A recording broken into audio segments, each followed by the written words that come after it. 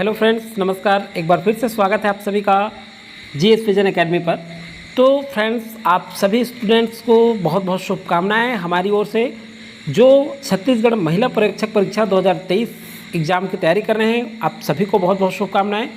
आज हम लोग जो है इस सेट में महत्वपूर्ण एमसीक्यू प्रैक्टिस करने वाले हैं, और ये जो महत्वपूर्ण प्रैक्टिस है ये सामान्य ज्ञान से होगा और प्रैक्टिस सेकेंड नंबर का होगा। इससे पहले प्रैक्टिस सेट 1 निकल चुका है, जो महिला एवं बाल विकास से संबंधित जो है एमसीक्यू था, सामान्य क्वेश्चन था।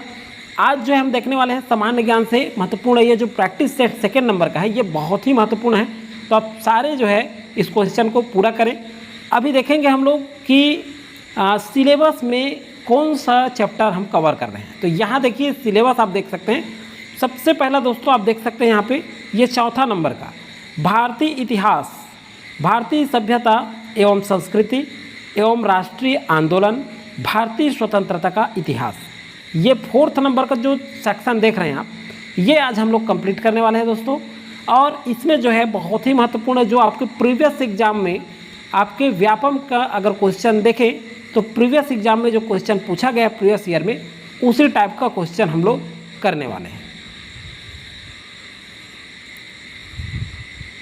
तो चलिए दोस्तों, पहला क्वेश्चन है, और पहला क्वेश्चन शुरू करने से पहले चैनल में पहली बार जो जुड़े होंगे और महिला परीक्षक की तैयारी कर रहे हैं वो हमारे चैनल को सब्सक्राइब कर लीजिएगा, और साथ ही साथ बेल आइकन जरूर प्रेस करके रखिएगा ताकि नोटिफिकेशन आपको मिलता रहे। एक चीज़ बता दूं दोस्तों, मैं मैथ्स का भी अलग से वीडियो बना दिया है, प्ले लिस्ट बना दिया हूँ अलग से, महिला परीक्षक परीक्षा 2021। तो उस प्ले लिस्ट में जा करके मैथ्स जरूर देख लें आप, क्योंकि 2021 में बहुत सारा मैथ्स डाला गया था और अभी भी कंटिन्यू मैथ्स डला हुआ है। छात्रों से अधीक्षक परीक्षा में भी आप देख सकते हैं, सीजीपीएससी प्रीलिम्स का प्ले लिस्ट बना है, उसमें भी आप जा करके मैथ्स पढ़ सकते हैं। तो चलिए दोस्तों, पहला क्वेश्चन क्या है। पहला क्वेश्चन है उत्तर वैदिक काल में सर्वाधिक प्रिय देवता कौन थे। तो देखिए 4 ऑप्शन है, इंद्र, वरुण, प्रजापति, अग्नि। तो सही आंसर होगा दोस्तों यहाँ पर सी, प्रजापति। प्रजापति जो है उत्तर वैदिक काल में सर्वाधिक प्रिय देवता थे। ये क्वेश्चन इसलिए लिया गया है कि अगर प्रीवियस एग्जाम की बात करें तो ये उत्तर वैदिक काल से क्वेश्चन पूछा गया था। तो उत्तर वैदिक काल आप अच्छे से पढ़ करके जाइएगा, क्योंकि कभी कभी सीजी व्यापम में क्वेश्चन रिपीटेड होते हैं या कोई भी एग्जाम में क्वेश्चन रिपीट हो जाते हैं। अब चलिए, इससे इंपॉर्टेंट फैक्ट दोस्तों मैंने आज के अभी वीडियो में आप देखेंगे तो कुछ नया देखने को मिलेगा, जिसमें आप प्रत्येक क्वेश्चन के नीचे नया इंपॉर्टेंट फैक्ट और उससे संबंधित 4 से 8 क्वेश्चन, 4 से 5 क्वेश्चन, किसी में और ज़्यादा क्वेश्चन देखने को आपको मिल सकता है। ये आपके एग्जाम के दृष्टिकोण से और ज़्यादा इंपॉर्टेंट होगा। तो चलिए और देखते हैं इससे और क्या क्या इंपॉर्टेंट फैक्ट बन सकते हैं। तो ये दोस्तों उत्तर वैदिक काल में मुद्रा की जो इकाइयाँ थी ये निष्क और शतमान थी। मतलब निष्क और शतमान क्या थी, तो ये मुद्रा की इकाइयाँ थी। किस समय में? उत्तर वैदिक काल में। तो ये दोनों चीज़ आपको याद रखना है। नेक्स्ट है आपका, इस काल में राजा का राज्य अभिषेक का अनुष्ठान के रूप में जो कार्य होता था वो जो है राजसूय यज्ञ किया जाता था। क्या किया जाता था? राजसूय यज्ञ। ये ध्यान रखिएगा, राजा का जो राज्याभिषेक होता था उत्तर वैदिक काल में वो राजसूय यज्ञ किया जाता था। आगे जो है विभाजन जब हुआ तो इनका 2 है, वैदिक काल, ऋग वैदिक काल और उत्तर वैदिक काल, ये 2 भागों में विभाजित हुआ। तो ये सामान्य चीज़ें हैं, तो आपको पता ही है। नेक्स्ट है आपको परुष्णी नदी के तट पर, परुष्णी नदी, ये आपको ध्यान रखना है। कौन सी नदी? परुष्णी नदी के तट पर दशराग्य युद्ध हुआ था। और ये दशराग्य युद्ध कैसे हुआ था दोस्तों? इसमें सुदास विजयी था। एक तरफ 10 राजा थे और एक तरफ सुदास थे। मतलब एक तरफ 10 राजा, एक तरफ सुदास, जिसमें जो है सुदास विजयी रहा और 10 राजा जो है पराजित हो गए थे। ये इंपॉर्टेंट फैक्ट है और आपको कई बार एग्जाम में पूछा गया है। किस तरह से पूछा जाता है, ये किस नदी के तट पर दशराग्य युद्ध हुआ? तो परुष्णी नदी, ये याद रखना है आपको। और किन के बीच हुआ? तो सुदास और 10 राजा के बीच। विजयी कौन रहा? तो सुदास। और एक चीज़ नया देखने को मिल रहा है यहाँ पे कि ये जो है उत्तर वैदिक के किस मंडल में है? तो ये ऋग्वेद का ये 7वें मंडल में वर्णित है। इसका वर्णन जो है किस में है? ऋग्वेद के 7वें मंडल में। तो ये तो आपको समझ में आ गया होगा। आगे चलिए देखते हैं दोस्तों, सेकेंड जो क्वेश्चन है, गौतम बुद्ध ने अपना प्रथम उपदेश सारनाथ में दिया, जिसे बौद्ध ग्रंथों में किस नाम से जाना जाता है? ए है महानिष्क्रमण, बी है रुद्र करामपुत, सी है महापरिनिर्वाण और डी है धर्मचक्र परिवर्तन। तो देखिए गौतम बुद्ध ने अपना प्रथम उपदेश सारनाथ में दिया। यही एक क्वेश्चन इंपॉर्टेंट बनता है कि पहला वो जो है कहाँ पे उपदेश दिया? तो सारनाथ में दिया। और बौद्ध ग्रंथों में इसे किस नाम से जाना जाता है। तो यहाँ करेक्ट जो आंसर होगा दोस्तों, पहला जो प्रवचन उसने दिया, उसने उपदेश दिया, ये धर्म चक्र प्रवर्तन के नाम से जाना जाता है। और ये जो है हम सिंपल क्वेश्चन कर रहे हैं, तो आप एकदम सिंपल है ये नहीं समझिएगा, क्योंकि आगे कठिन की ओर बढ़ेंगे। शुरू में हम सिंपल क्वेश्चन कर रहे हैं, आगे हम बढ़ेंगे तो कठिन की ओर बढ़ेंगे, तो ध्यान रखिएगा। चलिए अब इससे इंपॉर्टेंट फैक्ट क्या क्या बन सकता है। गौतम बुद्ध का जो जन्म है, बुद्ध हो गया बुद्ध है ये, गौतम बुद्ध का जन्म लुम्बिनी में हुआ, ये ध्यान रखिएगा क्योंकि ये बहुत ज़्यादा इंपॉर्टेंट है और बहुत बार पूछा भी जा चुका है। जन्म का प्रतीक क्या था इनका, तो कमल था, ये ध्यान रखिएगा, कमल एवं सान। ज्ञान का जो प्रतीक था ये पीपल वृक्ष था, पीपल मतलब बोधि वृक्ष।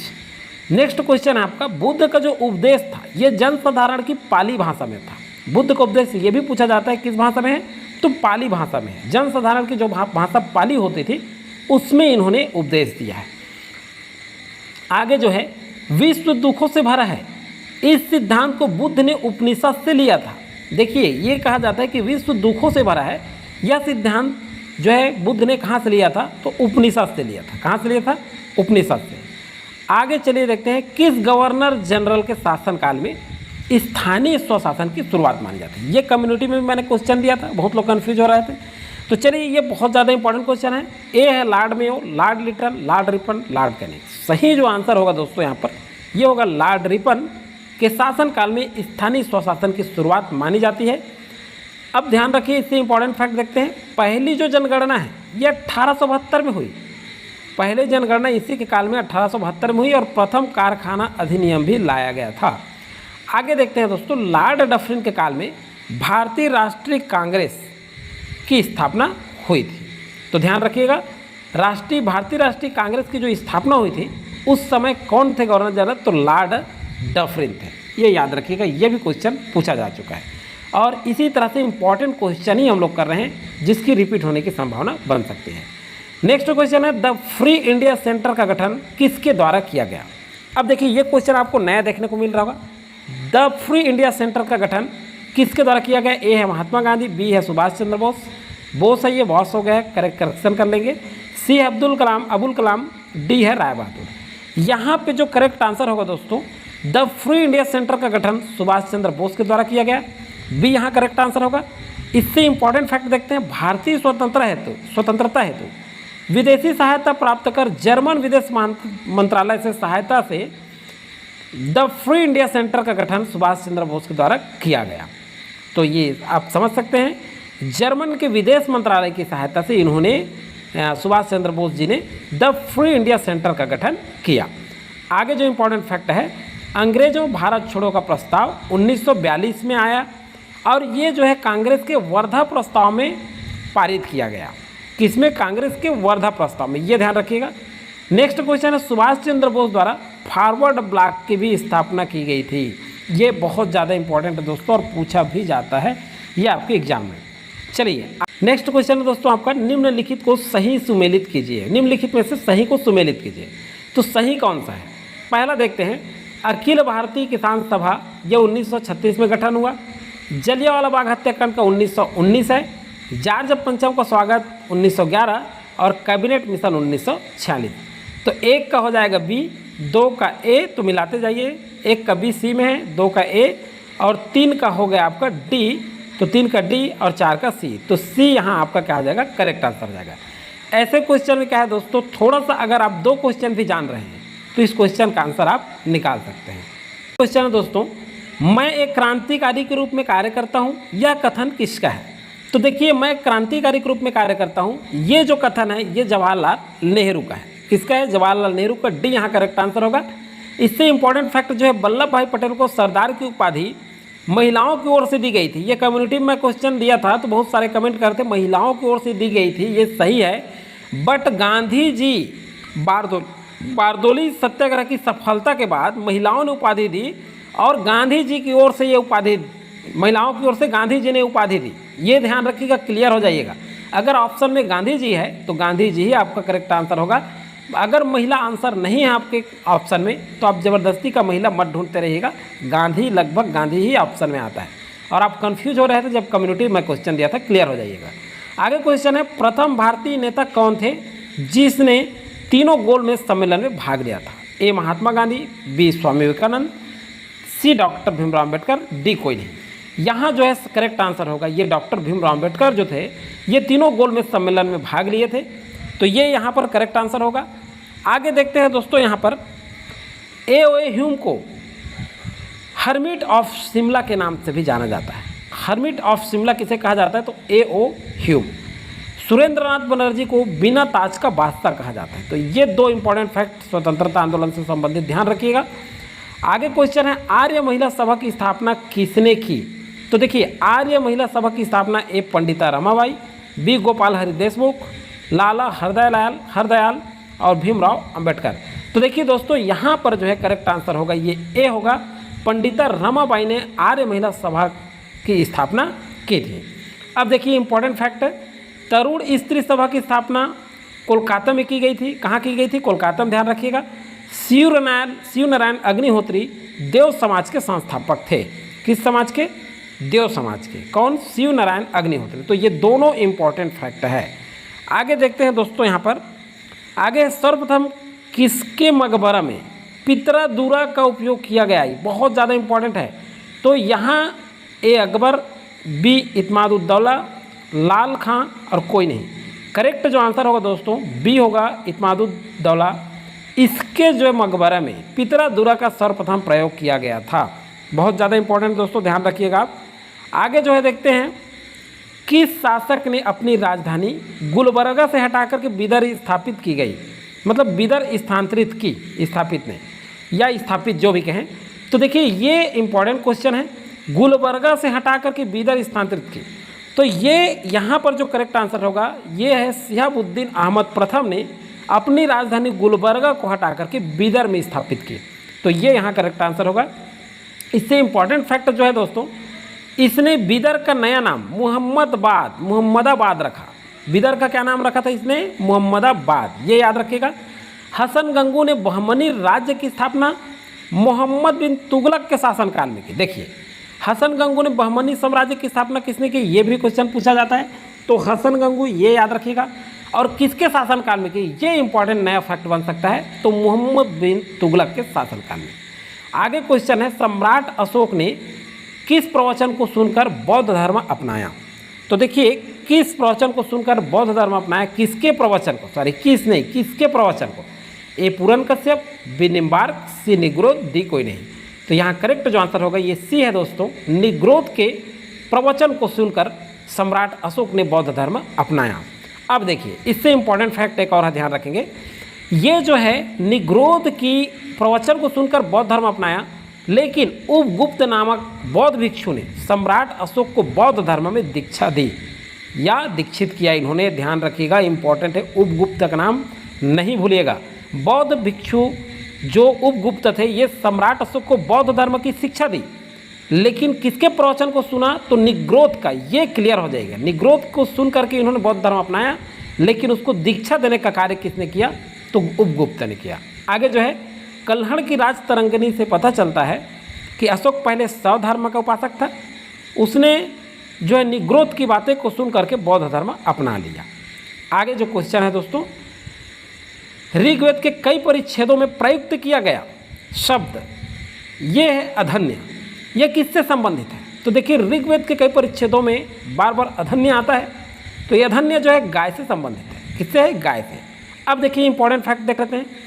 ऋग्वेद में 10 मंडल है, 1028 सूक्तें हैं। ये बहुत ज़्यादा इंपॉर्टेंट है, ये पूछा जाता है एग्जाम में। और 10,462 ऋचाएँ हैं। तो ये दोनों आपको याद रखना है। सबसे प्राचीन वेद का नाम ऋग्वेद है और सबसे अंतिम वेद का नाम अथर्ववेद या सबसे बाद का वेद का नाम है अथर्ववेद। ये दोनों चीज़ें आपको याद रखना है। नेक्स्ट है सिंधु काल में खेतड़ी से किस धातु का व्यापार होता था? तो देखिए खेतड़ी से किस धातु का व्यापार होता था? ए तांबा, बी चांदी, सी सोना, डी टीन।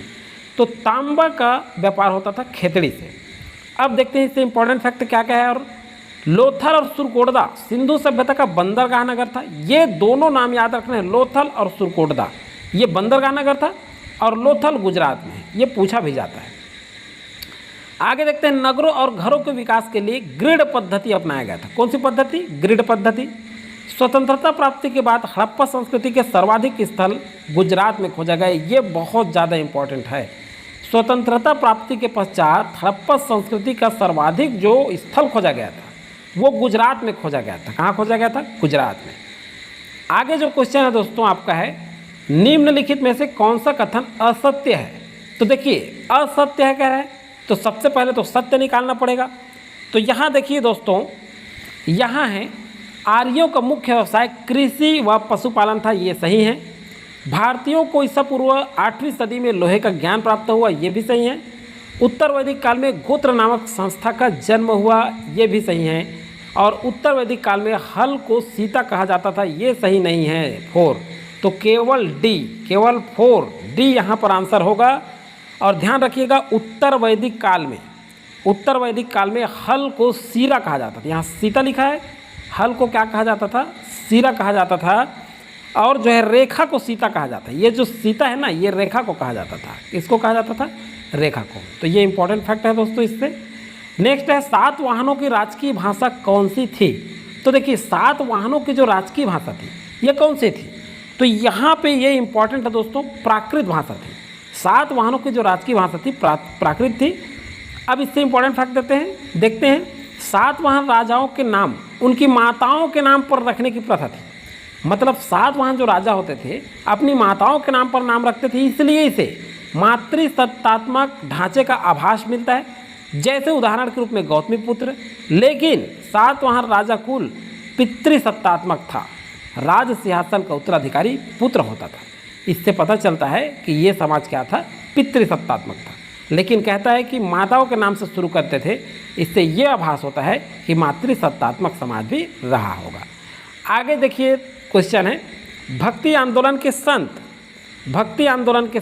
संत चैतन्य स्वामी का कहाँ के निवासी थे? ये अभी आपके व्यापम में पूछा गया क्वेश्चन है। तो ये बहुत ज़्यादा इंपॉर्टेंट दोस्तों, इस तरह से क्वेश्चन पूछा जाता है। तो ये बंगाल के निवासी थे। कहाँ के? बंगाल के। इनका जन्म बंगाल के मायापुर गांव में हुआ। विशिष्ट द्वैतवाद, इससे इंपॉर्टेंट फैक्ट है, विशिष्ट द्वैतवाद के संस्थापक रामानुजाचार्य, द्वैतवाद का माधवाचार्य, सिकंदर लोदी के समकालीन कबीरदास जी थे। ये भी इंपॉर्टेंट फैक्ट आपको ध्यान रखना है। तो दोस्तों आज की वीडियो में फिलहाल इतना ही था। आगे आपका लगातार वीडियो आता रहेगा प्रैक्टिस सेट पे। तो दोस्तों अगर और आपको किस में प्रैक्टिस सेट चाहिए तो आप कमेंट कर दीजिएगा, और मैथ्स का भी वीडियो लगातार आपका जारी होता रहेगा। चलिए दोस्तों मिलेंगे नेक्स्ट वीडियो में, तब तक के लिए थैंक यू। आज की इस वीडियो से विदा लेते हैं। जय हिंद, जय भारत।